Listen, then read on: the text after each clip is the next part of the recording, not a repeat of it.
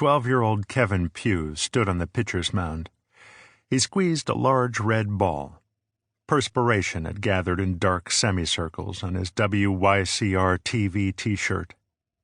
The June sun seemed to be cooking him, like a bratwurst, or an Italian sausage, or a smoked cheddarwurst. He really missed those. For reasons unknown, his mom had switched to chicken sausage, which he violently disliked. He kept telling her that all encased meat is not the same, but she— "Pull up your shorts, honey." Maggie Pugh's voice cut into the quiet of the infield. Kevin glared at his mom, who waved from the glossy green-painted stands. Kevin tugged at his droopy cargo shorts and bounced the ball in the dirt. The print below the manufacturer's logo read, "Official Kickball of WACA, the World Adult Kickball Association." "Dorks," Kevin muttered to himself. "It's good, Kev," snapped the second baseman through a giant wad of radioactive-looking neon-green bubblegum. "Atta booty." He glanced over his left shoulder. His sister Izzy, short for Isabella, which no one called her, ever, was clapping her hands and hopping, a black ponytail bobbing behind her. Lean and wiry, Izzy had an unusually steely glare for a 10-year-old. Izzy was a local Chicago Park District soccer legend, but her awe-inducing athleticism went well beyond soccer. Other than parents and a mailing address, Izzy and Kevin didn't have a ton in common. Kevin needed a moment to interpret her gum-impeded speech. "Let's go, Kev. Atta baby," Izzy repeated, still inexplicably clapping. Kevin shook his sweat-soaked shirt lightly to fan himself.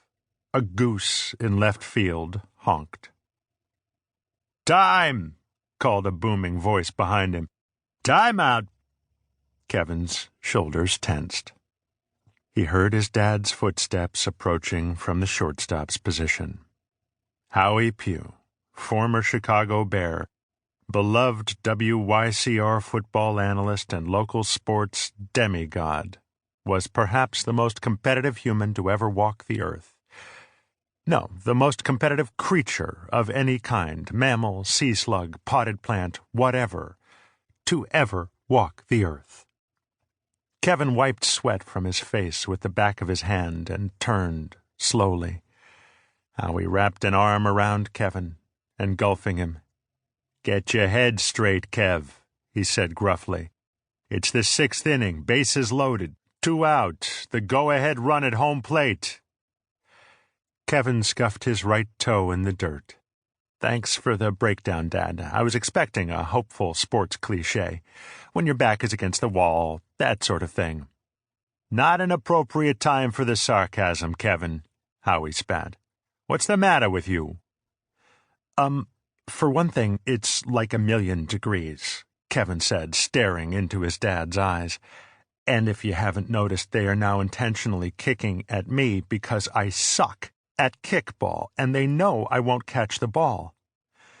I thought we established that during last summer's WYCR WFRK Charity Challenge. If you don't remember, I think there's a DVD in the basement that documents—" "Okay, all right," said Howie, pausing awkwardly. "Just try your best, Kev." "I am trying, Dad," said Kevin. "Okay, kid." More aggressive spitting. "Then let's talk strategy." Howie spun his son around to face the next WFRK kicker. "That is Bradley Ainsworth, Jr., the 11-year-old son of 6-time local Emmy winner Brad Ainsworth.